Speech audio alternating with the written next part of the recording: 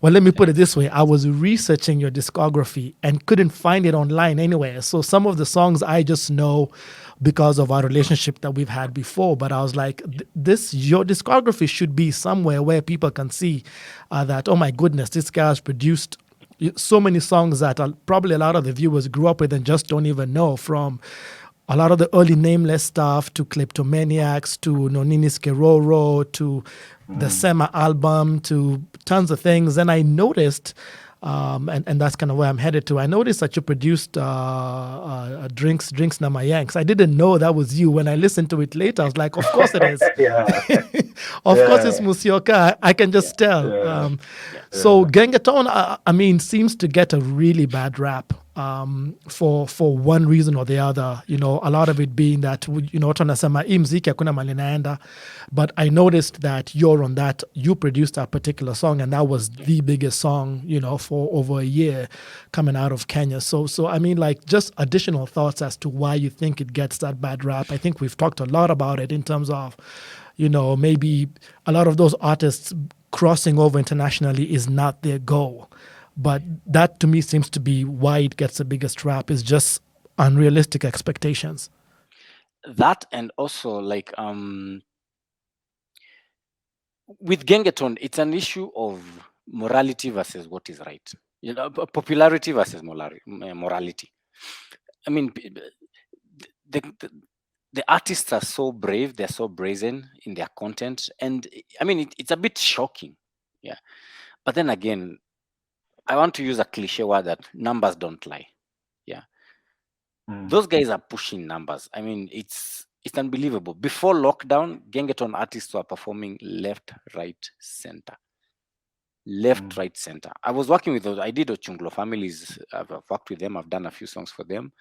I've done Trio Mio songs. We did Drinks Namayengs. We were all over. We were performing. So I think Gengeton was a blessing in disguise for our industry, and it awakened people. It awakened interest in our industry.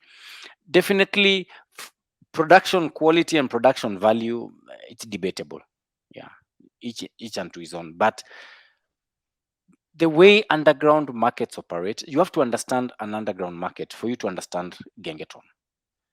Gengeton is music that has very deep roots in very, in the hood, and you can't change that. Yeah, so it's the language that people know. Like Bogi Genje, Wakadinali, right now, those guys, they're pushing numbers. I mean, I deal with these people. Like Wakadinali have no interest of competing with Wizkid at all. I mean, they're pushing numbers in their hoods. They're selling merchandise in their hoods.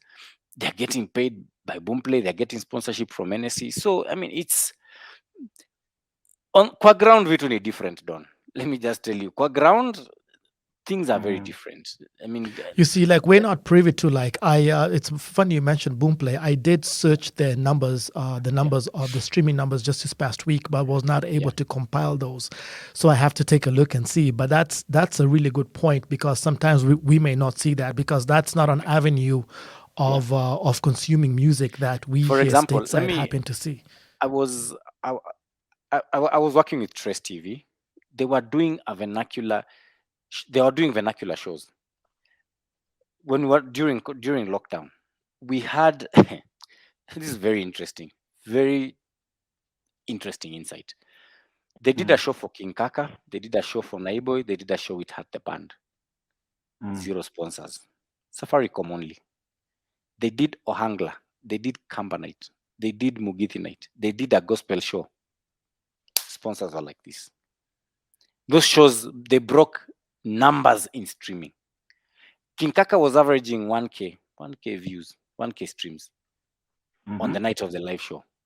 The Mugithi show were 18,000. We're approaching Wait, 18,000. 18. Yes. Wow. I did Samido's show. We were 68,000 people. That show was sponsored by EABL online. Why would Samido bother competing out there bothering about Spotify?